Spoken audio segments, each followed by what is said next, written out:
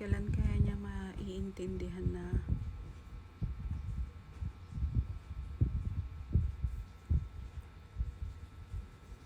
hindi lang sa pagkakaroon ng trabaho, ng maayos trabaho, parang pwedeng maging okay ka na, not because you have a job,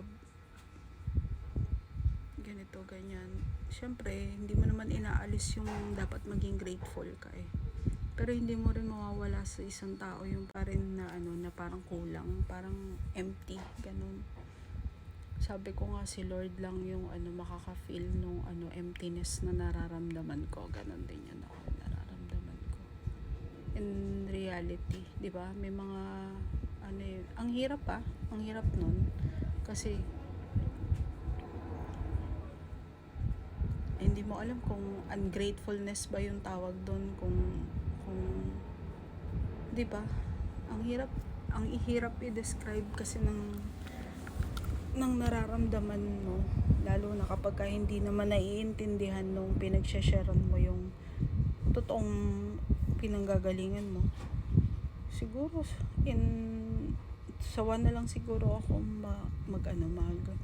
umasa na may taong makakaintindi kung ano yung kulang na nararamdaman ko, parang ganun.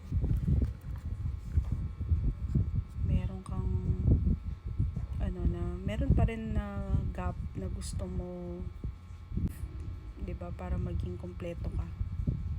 Kahit simpleng bagay lang, pero yun nga, pag paulit-ulit mong sasabihin na si Lord lang yan, si Lord lang talaga yan, talaga. Siya naman talaga, huwag na lang tayo mainip. Si Lord na yung bahala. Kasi the more na may nasasabi pa tayo, ang dating lang sa iba, nagko-complain pa tayo kahit na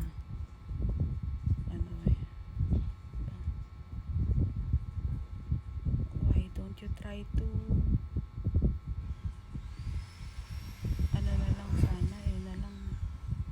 sabihin na lang na andito lang ako for you if you feel like you're confused or ganyan sana. Hindi yung questionin niya pa lahat ng mga, kung may doubt ka na nararamdaman or time na nagsha-share ka, instead of acknowledging it or prayers lang, guidance lang, Lord, ang hinihiling ko. Tsaka yun lang, huwag mo na lang ako papabayaan palagi kahit na meron ako na feel na emptiness inside. Parang ganun na lang, kasi hindi talaga natin po pwedeng i-expect, or hindi tayo kailangang mag-expect na may mag-feel ng emptiness na nararamdaman natin, di ba? God only knows.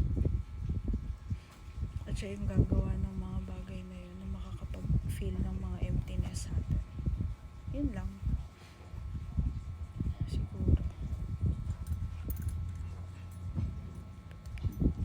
Kung nagko-complain ako, doesn't mean na hindi ako grateful.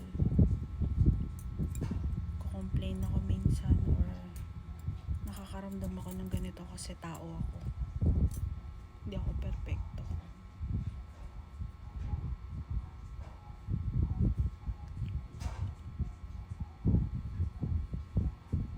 Hopeless romantic pa. Tapos yung mahirap pa nun, kailangan mong i-reject yung sarili mo sa ganun. Kailangan gaslightin mo yung sarili mo, or mo yung sarili mo na hindi yan tama na nararamdaman mo, parang ganun, diba? Hirap i-comfort ang sarili, ganun.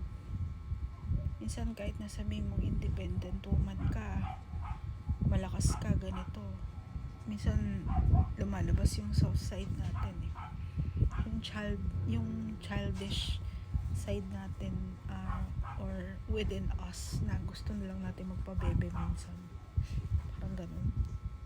Kaso hindi naman pwede. Una, rejection ng society, kasi nga you have to act like one. Tapos, hindi ka pwedeng magpakita na weak ka. Kasi nga, kailangan mong panindigan na strong, independent woman ka. Pangalawa, kapag may nakilala ka na tao na ang tingin sa'yo kompetensya at yun, na-challenge ka niya palagi. At tinitingnan, naka-observe siya sa'yo kung paano ka magre-react sa mga bagay-bagay. Mahirap kalaban yun. Hindi ko nakikita yun yung suporta sa ganun eh. Nakikita ko lang siya na na parang kailangan ko palagi may patunayan. Hindi ko kailangan ng ganun. Kailangan pagka umuwi ako ng bahay, pagod ako, or halimbawa kinailangan ko ng makakausap na ganito, ganyan. Yung marinig ko man lang yung maganda-gandang mga ano. Po! Yes? Tulad niyan, bago pa lang ako nagagaganito, may kumakatok na, di ba? Kami kailangan na sa akin. Pero wala na akong ano nga. So, wala na ako ng time sa sarili ko. Sa totoo lang talaga. Lang yung hindi halata. Pero kulang ako sa ano. Time ko sa sarili ko. Hindi ako pwedeng magganito. Hindi ako pwedeng mag-moment. Kasi nga, bago pa lang ako nagdadrama dito, kumakatok na sa pinto.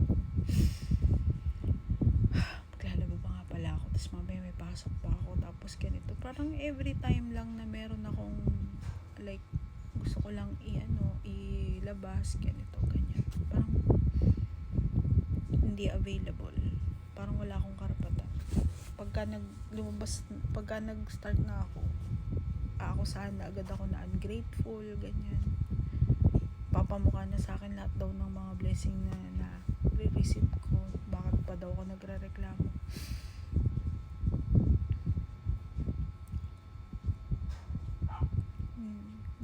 Hindi ako kung may nakakaintindi ba sa akin dito.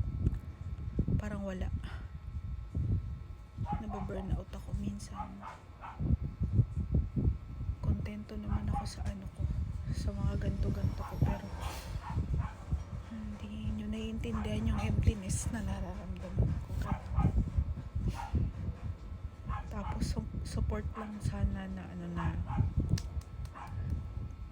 pat ka lang sa likod mo, tapos iparamdam lang sa'yo na dito lang ako for you, ganyan. Yung genuine na ganun, wala talaga.